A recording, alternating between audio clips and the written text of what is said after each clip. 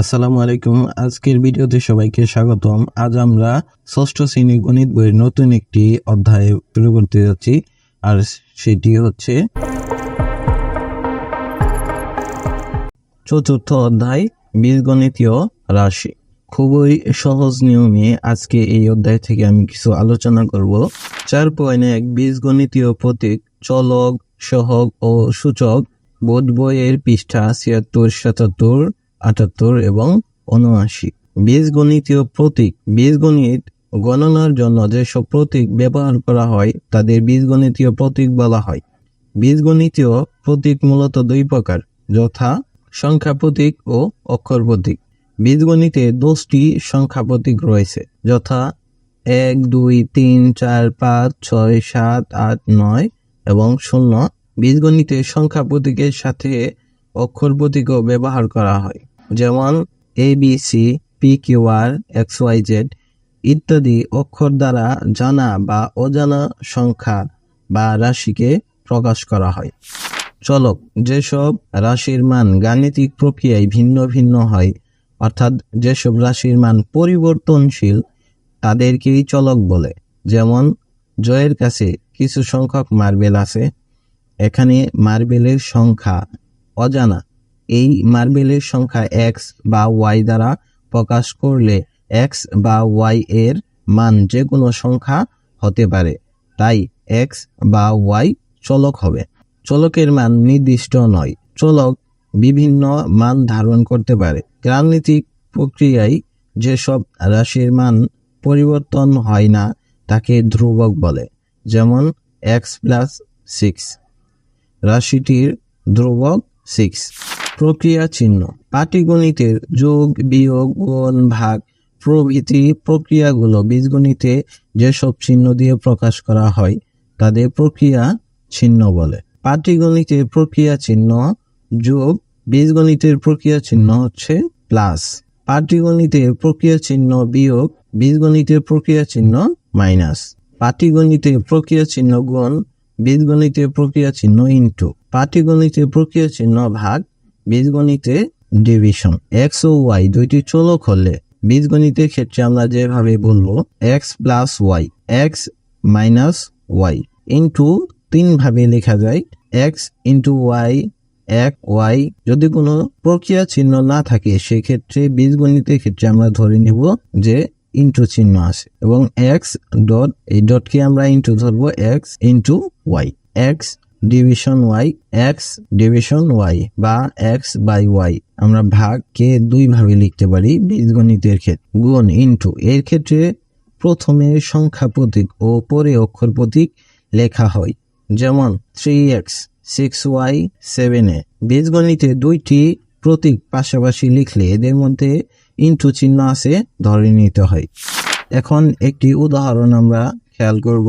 উদাহরণ 1, নিচে বীজগণিতীয় রাশি দ্বারা কি বোঝায়। এখানে 1 নম্বরে লেখা আছে 8x। 8x হচ্ছে 8 ইন্টু x বা x ইন্টু 8, অর্থাৎ x এর 8 গুণ। 2 নম্বরটা আছে a প্লাস 5b। এটি দ্বারা বোঝায় a প্লাস 5b হচ্ছে a এর সাথে b এর 5 গুণের যোগ। 3 নম্বরটা আছে 3x - 2। 3x - 2 হচ্ছে x এর 3 গুণ, অর্থাৎ এই যে এখানে লেখা আছে যে 3x, তাহলে এটি হচ্ছে x এর 3 গুণ। যেহেতু বীজগণিতের ক্ষেত্রে আমরা সংখ্যা প্রতীকটা আগে লিখতে হয়, কিন্তু এই সংখ্যা প্রতীকটি হচ্ছে যে অক্ষর প্রতীক আছে ওর গুণন, অর্থাৎ x এর 3 গুণ হচ্ছে 3x।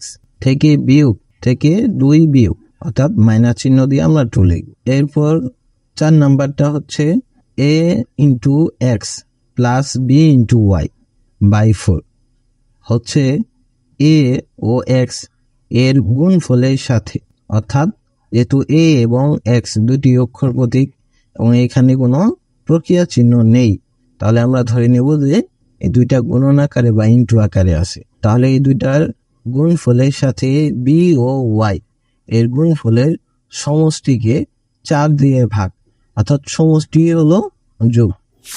এরপর উদাহরণ 2, প্লাস মাইনাস ইনটু ডিভিশন চিহ্নের সাহায্যে লিখো। এক নাম্বারটা দেওয়া আছে x এর 5 গুণ থেকে y এর 3 গুণ বিয়োগ। এটি আমরা কিভাবে লিখব? x এর 5 গুণ হচ্ছে 5x এবং y এর 3 গুণ হচ্ছে 3y। নির্ণয় বিয়োগ ইকুয়াল 5x মাইনাস 3y। যেহেতু x এর 5 গুণ থেকে y এর 3 গুণ বিয়োগ করতে হবে, তাহলে আমরা এখানে বুঝলাম যে x এর 5 গুণ হচ্ছে 5x, তাহলে 5x লেখার পরে যেহেতু x এর 5 গুণ থেকে আমরা y এর 3 গুণ বাদ দেব, তাহলে মাইনাস 3y। এরপর 2 নাম্বার, a ও b এর গুণফলের সাথে c এর দ্বিগুণ যোগ। তাহলে a ও b এর গুণফল হচ্ছে ab, a ইন্টু b, এবং c এর দ্বিগুণ হচ্ছে 2c। নির্ণয়ের যোগ equal a into b plus 2 into c বা 2c।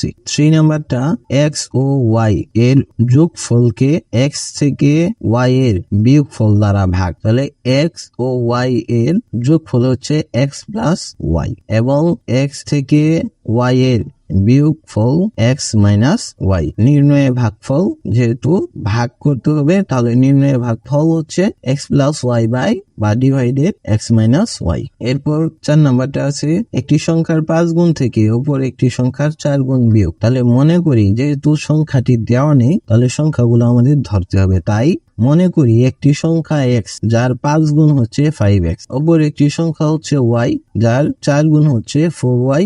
নির্ণয় বিয়োগ 5x মাইনাস 4y। এতক্ষণ যদি আমরা দুইটি উদাহরণ বুঝে থাকি, তাহলে কাজ 1 আমরা নিজে নিজেই করতে পারবো। কাজ 1 উদাহরণ 1 এর সাহায্যে আমরা নির্ণয় করতে পারবো। 1 নাম্বারটি এখানে দেওয়া আছে যে 7x। উদাহরণ 1 দেওয়া ছিল 1 নম্বরে 8x। তাহলে 8x আমরা এটি কিভাবে নির্ণয় করছি যে 8x হচ্ছে 8 ইন্টু x বা x ইন্টু 8 অর্থাৎ x এর 8 গুণ। তাহলে ঠিক একইভাবে আমরা 7x টি বের করতে পারবো। 7x হচ্ছে 7 ইন্টু x বা x ইন্টু 7 বা x এর 7 গুণ। আমরা এখানে উত্তরটি একটু খেয়াল করি যে 7x হচ্ছে 7x সমাধান 7x হচ্ছে 7 ইন্টু x বা x ইন্টু 7 অর্থাৎ x এর 7 গুণ।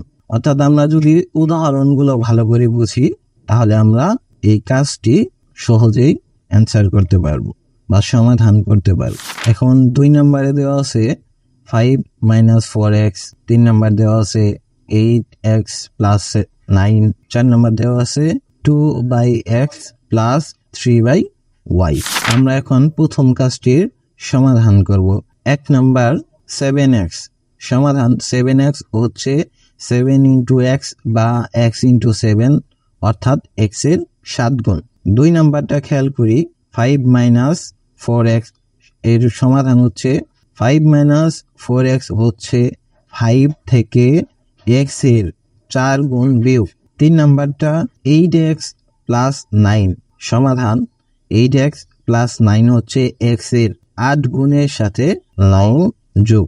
4 নাম্বার বা 4 নাম্বারটা হচ্ছে 2/x প্লাস 3/y সমাধান 2/x প্লাস 3/y হচ্ছে 2কে x দ্বারা এবং 3কে y দ্বারা ভাগ করে প্রাপ্ত ভাগফলগুলো যোগ। এখন আমরা কাজ 2 এর সমাধান করব। যদিও এর সমাধান আমরা যদি উদাহরণ 2 বুঝে থাকি, তাহলে আমরা একা একাই করতে পারবো। এরপরও আমি কাজ 2 এর সমাধান করে দিচ্ছি। প্লাস মাইনাস ইন্টু এবং ডিভিশন চিহ্নের সাহায্যে লেখো x এর দ্বিগুণ। তাহলে সমাধান x এর দ্বিগুণ হলো 2x এবং y এর 5 গুণ হলো 5x। নির্ণয়ে বিয়োগ, যেহেতু বিয়োগ করতে বলছে তাহলে নির্ণয় বিয়োগ 2x মাইনাস 5y এবং 2 নম্বরটা x এর সাথে y এর 8 গুণ যোগ। তাহলে x এর সাথে y এর 8 গুণ যোগ সমাধান x এর 8 গুণ হলো 8, y এর 8 গুণ হলো 8y। অতএব নির্ণয়ের যোগ x প্লাস 8y। 3 নম্বরটা দেওয়া আছে x এর দ্বিগুণ থেকে y এর 3 গুণ বিয়োগ সমাধান x এর দ্বিগুণ হলো 2x এবং y এর 3 গুণ হলো 3y। নির্ণয়ে বিয়োগ হলো 2x মাইনাস 3y। x কে 9 দ্বারা গুণ করে প্রাপ্ত গুণফল থেকে 4 বিয়োগ সমাধান x কে 9 দ্বারা গুণ করলে প্রাপ্ত ফল হলো 9x। অতএব নির্ণয় বিয়োগ হচ্ছে 9x - 4। 5 নম্বরটি, একটি সংখ্যার দ্বিগুণ এর সাথে অপর একটি সংখ্যার 3 গুণ যোগ। তাহলে সংখ্যাটি অজানা, এটি আমরা নিজেদের মতো ধরে নিতে পারি। তাহলে মনে করি যে একটি সংখ্যা x যার দ্বিগুণ হলো 2x এবং অপর একটি সংখ্যা y যার 3 গুণ হলো 3y। অতএব নির্ণয়ে যোগ 2x + 3y। তাহলে আজকের ক্লাস এই পর্যন্তই। ক্লাসটি ভালো লাগলো কিনা অবশ্যই তোমরা কমেন্ট করে জানাবে এবং পরবর্তী কোন টপিক নিয়ে তোমরা ক্লাস চাও অবশ্যই সেটা কমেন্ট বক্সে জানিয়ে যাবে।